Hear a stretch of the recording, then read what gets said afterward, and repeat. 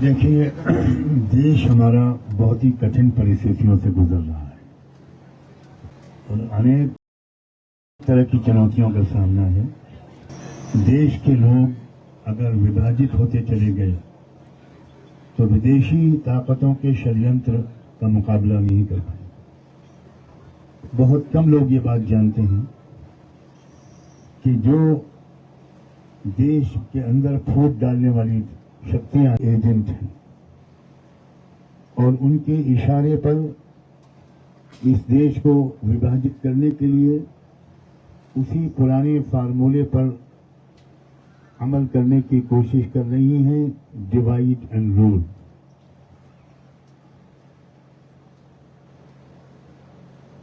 महाराष्ट्र देश का बहुत से पहलुओं से मोस्ट इंपॉर्टेंट स्टेट है, फाइनेंशियल कैपिटल है, मगर यह भी दुख की बात है कि महाराष्ट्र का कैपिटल गुजरात शिफ्ट किया जा रहा है। ये महाराष्ट्र की अस्मिता का भी सवाल है और महाराष्ट्र की जो हिस्ट्री है वो आपस के प्रेम की है, सद्भाव की है, आपसी सौहार्द की है। छत्रपति शिवाजी महाराज की पूरी सही हिस्ट्री ये बात बताती है कि उनके तोपखाने के जो इंचार्ज थे वो इब्राहिम खान थे और उनको सबसे ज्यादा जो विश्वास था वो उन मुसलमानों पर था जो उनके दरमियान और मुगल बादशाही के दरमियान वो मीडिएशन का काम करते थे। महाराष्ट्र देश के लिए एक मिसाल हुआ करता था आपस की मोहब्बत और सद्भावना का, लेकिन संघ परिवार ने और उनके एजेंटों ने भारतवासियों को धर्म की बुनियाद पर, धर्म का नाम लेकर धर्म के खिलाफ चलते हुए, वो चाहे हिंदू धर्म हो, वो चाहे इस्लाम हो, वो चाहे बौद्ध धर्म हो, चाहे क्रिश्चियनिटी हो, चाहे बाबा गुरु नानक की शिक्षाएं हो, सबके खिलाफ चलते हुए उन्होंने देशवासियों को आपस में बांटा और लड़ाया। मैं पिछले 40 साल से पूरे देश में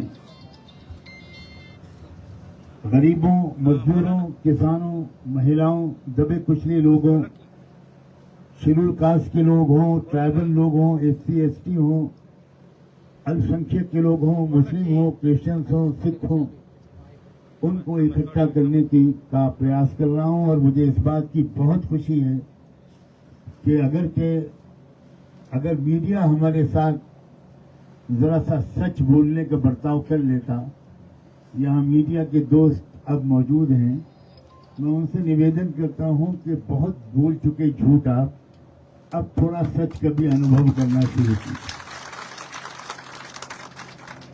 देश का किसान, वो देश जो सोना उगलता है, उस देश के किसान को आत्महत्या करनी पड़े, क्या इससे बड़ा भी कोई शर्म की बात है? फिर सबसे ज्यादा आत्महत्या करने वाले किसान महाराष्ट्र में है। कितनी शर्म की बात है।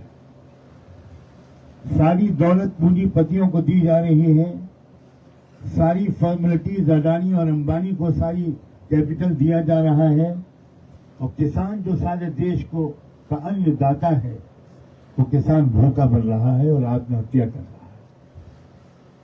जो देश की जो असली समस्याएं हैं, रियल इश्यूज, उनको एड्रेस करने के बजाय कभी मंदिर का मसला उठाया जाता है, कभी मस्जिद का, कभी मणिपुर में क्रिश्चियंस का नरसंहार किया जाता है, जेनोसाइड किया जाता है।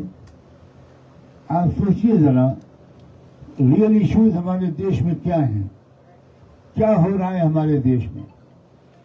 एक दलित बूढ़ा अपनी बारात लेकर वो घोड़ी पर चढ़कर नहीं जा सकता। ये वो भारत है जिसके संविधान में समता, इक्वलिटी, भाईचारा, जस्टिस सब कुछ उसके प्रेम्बल में लिखा है।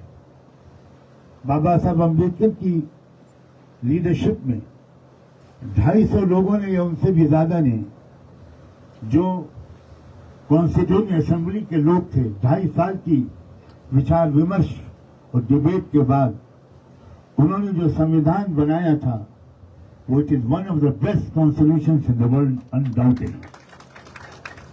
मैं एक लॉ का स्टूडेंट भी रहा हूं। मैंने दुनिया भर के संविधान पढ़े हैं, अमेरिका, यूरोप के सब मुल्क, सब जगह गया भी हूं।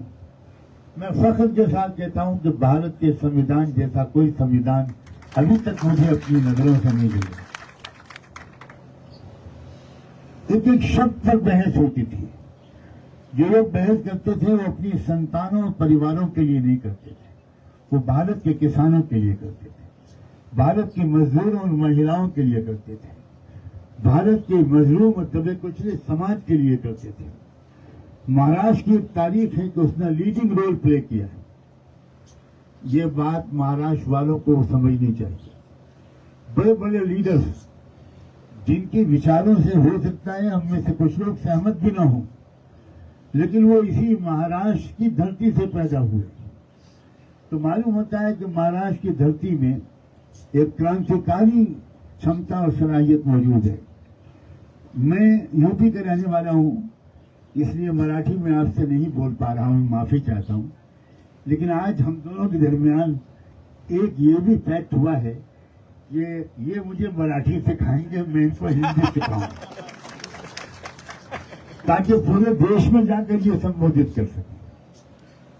इन्होंने मुझे बताया कि हरियाणा मुझे बुलाया गया, मैं इसलिए नहीं गया कि मैं हिंदी नहीं बोल सकता।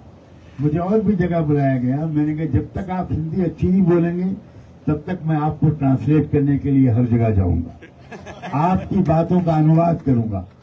मैं जरंगी पाटिल की शक्ल में ये जो इन्होंने एक पूरा आंदोलन खड़ा किया और मैंने उस सिलसिले में जो मालूमात की, और हमारे राज रतन अम्बेडकर बहुत पुराने दोस्त थे, बहुत पुराने साथी हैं और बहुत अटूट विश्वास है हम दोनों को एक दूसरे के ऊपर।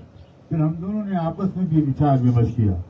मुझे ऐसा लगा कि जरंगी पाटिल की शक्ल में भारत को एक नया गांधी मिलने जा रहा है। भारत को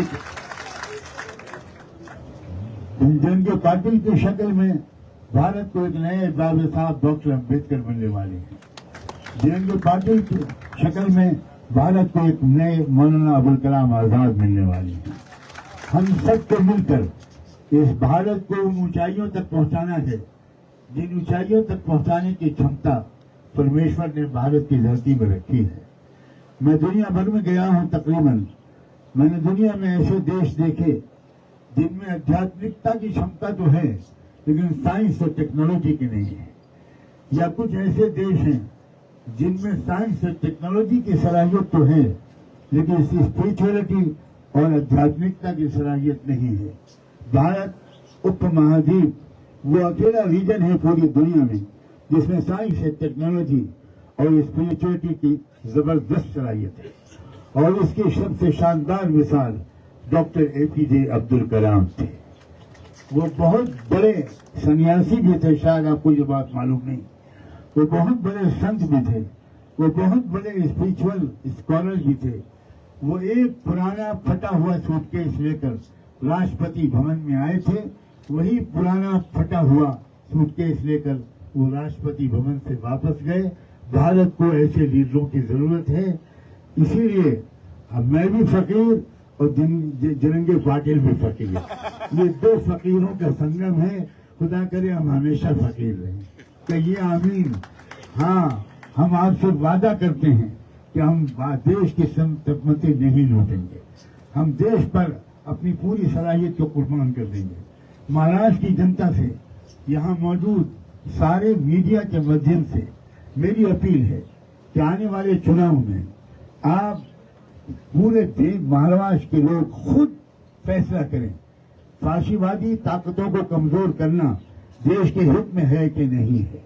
जो लोग इस देश को तोड़ना चाह रहे हैं और जो लोग नफरत के सौदागर हैं, जो लोग नफरत का एजेंडा देश में फैला रहे हैं, लड़ा रहे हैं। ओबीसी को उनके अधिकार नहीं देते, दलितों को उनके अधिकार नहीं देते। आप सोचिए, दलित दूल्हा को, दलित इंसान को मूछा रखने की इजाजत नहीं है। ये कौन से धर्म में है भाई? ये कौन से संविधान में है?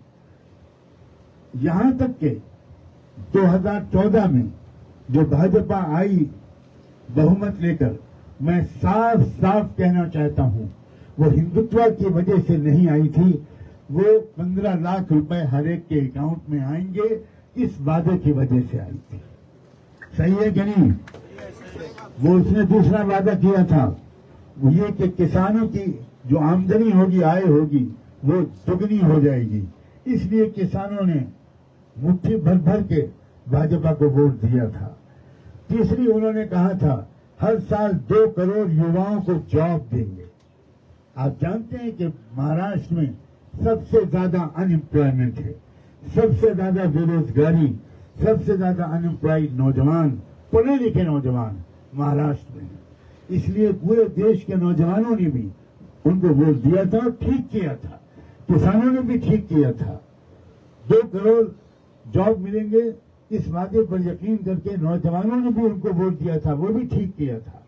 15 लाख रुपए हर भारतीय के अकाउंट में आएंगे, इस वादे पर यकीन करके वोट दिया था, ये भी ठीक किया था। लेकिन फिर क्या हुआ? किसी के अकाउंट में 15 लाख आए, 2 करोड़ जॉब तो क्या मिलते, 3.5 करोड़ नौजवानों की जॉब जा चुके हैं। ये सरकारी आंकड़ा है। क्या हालत हो गई है देश की? किसान आत्महत्या कर रहा है, नौजवान आत्महत्या कर रहे हैं, जॉब नहीं मिल रहा है। आमदनी दोगुनी क्या होगी किसान की? किसानों को दिल्ली में साल सवा साल प्रोटेस्ट के लिए बैठना पड़ा और 750 किसानों ने अपनी जान दी। आप सोचिए जरा, जब 2019 आया तो ये वादे नहीं काम आ सकते थे। इसलिए इस वादे को हमारे प्रधानमंत्री ने कहीं नहीं दोहराया। इसके बजाय उन्होंने पुलवामा का ड्रामा किया। पुलवामा के ड्रामे के जरिए से देश को उन्होंने बेहोश किया और उसके नतीजे में उन्होंने क्या किया? उसके नतीजे में जाहिर है कि देश की एक मानसिकता बनी और फिर लोगों ने उसके हिसाब से गुस्से में आकर वोट डाला और सही किया। अब आइए 2024 में न वो वादे कर सकते थे, न पुलवामा वाला ड्रामा कर सकते थे। अब उन्होंने क्या किया? अब उन्होंने कहा कि अब अगर तुमने चुनाव में कांग्रेस को वोट दिया तो कांग्रेस तुम्हारी 2 भैंसों में से 1 भैंस ले जाएगी और 1 भैंस मुसलमान को दे देगी। दुनिया की सबसे बड़ी डेमोक्रेसी का प्राइम मिनिस्टर इतनी जाहिराना बात कर रहा है, हर भारत के नागरिक का सर शर्म से झुक गया। उन्होंने दूसरी बात क्या कही? महिलाओं से कहा कि अगर तुमने कांग्रेस को वोट दिया तो फिर वो तुम्हारे गले से कांग्रेस वाले मंगलसूत्र खींच के ले जाएंगे और वो भी मुस्लिम महिलाओं को दे देंगे। क्या वक्त नहीं आ गया है कि देश को ऐसे जाहिल, ऐसे फाशीवादी लोगों से छुटकारा दिलाया जाए? मैं जरंगे पाटिल की हिम्मत को दाद देता हूं और हमारी 2-2.5 घंटे की मीटिंग में जो बात स्पष्ट रूप से तय हुई है, वो ये बात तय हुई है, बहुत साफ लफ्जों में मैं बताना चाहता हूं। हम लिखित रूप में भी एक डिक्लेरेशन इशू करने वाले हैं।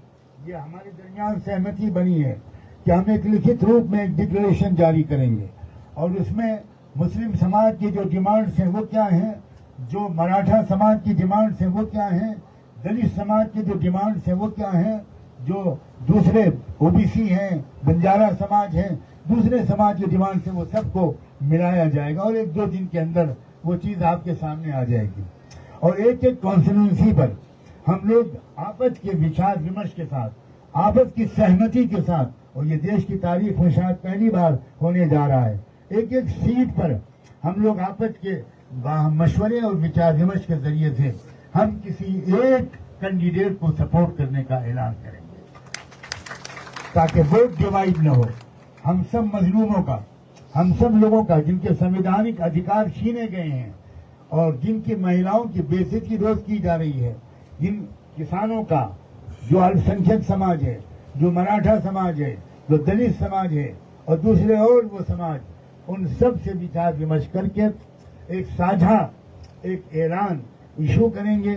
वही हमारा कॉमन मिनिमम प्रोग्राम होगा और उसी के मुताबिक हम आपस में कैंडिडेट्स की लिस्ट शेयर करके और हर सीट पर किसी एक उम्मीदवार को सपोर्ट हम सब करेंगे। यही मेरा संदेश है और मैं समझता हूं इससे ही महाराष्ट्र से एक क्रांति शुरू होगी जो देश के चप्पे चप्पे में पहुंचेगी और उसके लीडर जिरंगे पाटिल होंगे।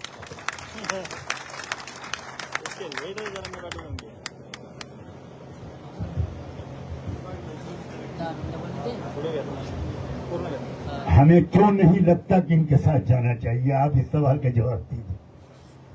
इसलिए लगा कि इन्होंने नफ्स पर हाथ रखा है। मराठा मुस्लिम दलित अगर महाराष्ट्र में समीकरण मजबूत हो गया तो इससे एक बहुत ही पॉजिटिव मैसेज पूरे देश में जाएगा। यहाँ की मराठा आबादी बहुत मजबूत है, बड़ी आबादी है उसकी, और उसके अंदर भी ऊपर की लेयर और गरीब ये तकसीम है। किसको रिजर्वेशन आरक्षण मिला है, किसको नहीं मिला, आप मुझसे ज्यादा जानते हैं। मैं समझता हूं कि यहाँ महाराष्ट्र से बड़ी बड़ी तहरीकें पहले उठी हैं। मैंने शुरू में इशारा किया था, यही तहरीक देश के अंदर धर्म और जात से ऊपर उठकर अगर गरीबों और पिछड़ों और दलितों इन सब का एक समीकरण महाराष्ट्र में कामयाब होता है तो हम समझते हैं कि देश में भी वो कामयाब हो जाए।